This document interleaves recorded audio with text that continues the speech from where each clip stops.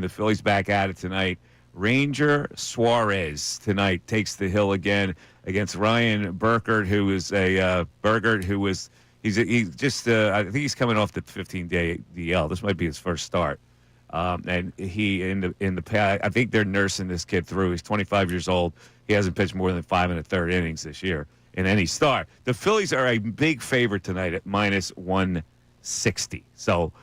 This series against the Padres will define a few things. They got Yu Darvish against Wheeler on Saturday, and then Sanchez versus Pivetta on a Sunday afternoon. It's a big 3-game series for the Phillies. Where do they stand right now? Well, they are ahead of the New York Mets by a game and in the division, but they are behind the Chicago Cubs total and also the Dodgers total. So right now they're firmly entrenched in the 3 seed.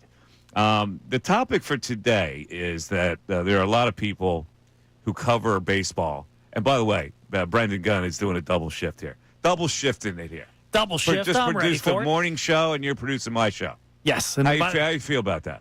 I love it. Sitting here talking about sports, and now it's a tough time of the calendar year to talk about sports, but I can't do it with a better legend than you. Well, I don't know about today. I got nothing. No, but seriously, the trade talk is heating up, and it's coming from people who cover the sport a lot. And, you know, there's smoke to this trade with the Cleveland Guardians where the Phillies could acquire Clase, the closer, who throws honey, and Stephen Kwan, the light-hitting but get-on-base left fielder, and what that would do for the Phillies. I am 149% in favor of this trade. With this trade, you would probably get a DFA on Max Kepler, which is fine by me as well. But here is the question. This is going to cost you primo prospects. If you get Clase and Kwan, you might as well say goodbye to 2 of your prospects. Maybe one of them's able. I don't know. But one of them would be either Aiden Miller or Justin Crawford. It probably won't be Painter, but it'll be Abel and one of those guys. Maybe they would take Kepler off your hands, whatever it is. It's going to cost you a lot. And my question is, well, first of all, this is why I would do it. You have to. You're not good enough right now to win a World Series, or even, in my opinion, get to a World Series without improving 2 spots on your team. One is outfield consistency offensively, and the other is another high-leverage bullpen hammer. This would take care of both of those things. It's either that or you go, I'll keep the prospects. Now, does keeping the prospects make you any closer to winning something? The answer to that, Brendan, is easy. A big fat no. It's a fat no. Does doing this guarantee that you're going to do something?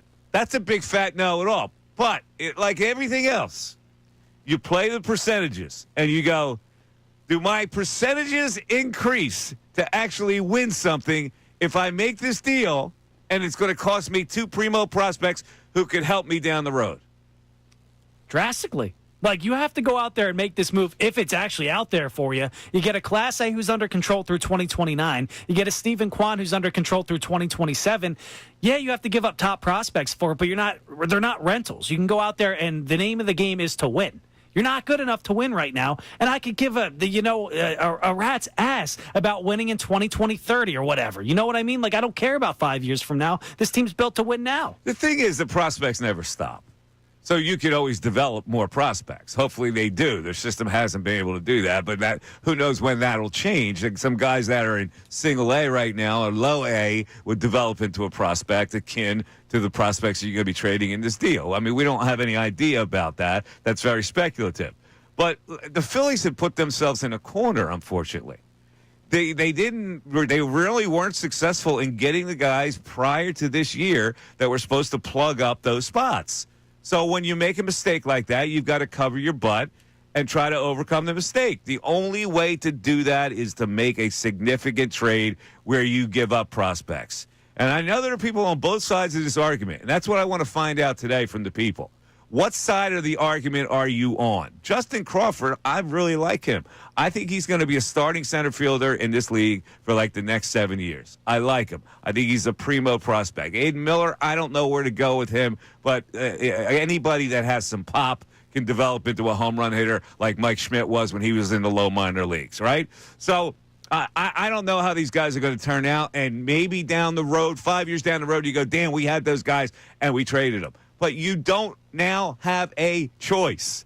If you are interested in winning, you have to come to Jesus moment. And you go, I'm not good enough to win. Listen, I'd love to think that we're good enough to win. I know we've got starting pitching. I know maybe starting pitching can carry us. We don't have enough in our bullpen, and we don't have enough in the outfield on a couple of positions. So I've got to improve both of those spots to give us a fighting chance. And if it doesn't happen, well, then I'm prone to criticism if I'm the general manager. Well, you did all that. You gave away your prospects. It still didn't work, and now you blew up the organization. Well, that's the way sometimes it goes, right?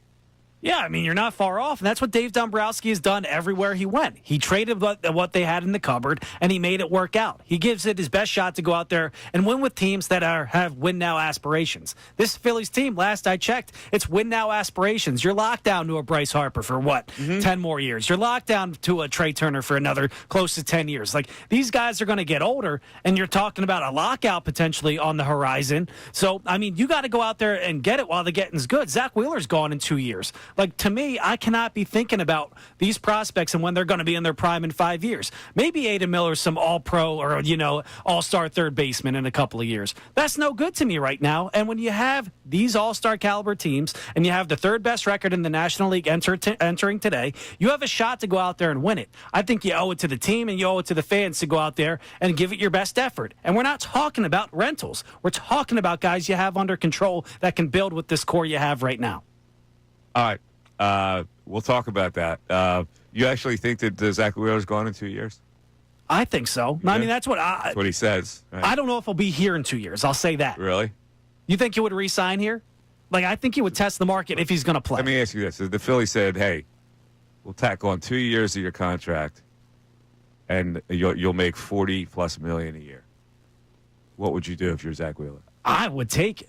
But Zach Wheeler in a couple of years might be able to command $50 million. Like, if I'm him, I'm testing the market. Now, I may very well not want to operate my young family. But he's not that type of guy. He's not. Like if he got a contract extension for 2 years and they wanted to pay him like $80 million for 2 years, do you think he'd stick around? Potentially, but you're also talking about this strike that could be coming in the year where his contract ends. Oh, the strike that we're going to put a salary cap in? Yeah. Oh, we'll talk about that. That'll never, ever, ever, ever happen. Ever. We'll see. But nor will anything in the salary structure of every sport be changed. And we'll talk about that a little later. That's a good thing to tap into. But if they do sit out for at least half a season, is Zach Wheeler the type of guy that already has thoughts of retirement in his mind at that exact time frame? Is he a guy that's going to sit around or, just fade off into the sunset? Probably not. But that's a topic that's, like subordinate to what we're talking about, which is people. What side are you on? Are you on the side of trading prospects, primo prospects, to get what you need or not? This is what I want to figure out where the fan base is today. Here's how you get in. 610-632-0975. 610-632-0975. It is the Mike Missanelli Show, a Friday show. Nice, relaxing show. No angst, except for the fact that they need to make a trade. Mike Missanelli Show continues. Thanks for watching. I love these outro videos because I can actually talk with my hands and it looks normal here. So subscribe right here and watch some more videos for us. How about it?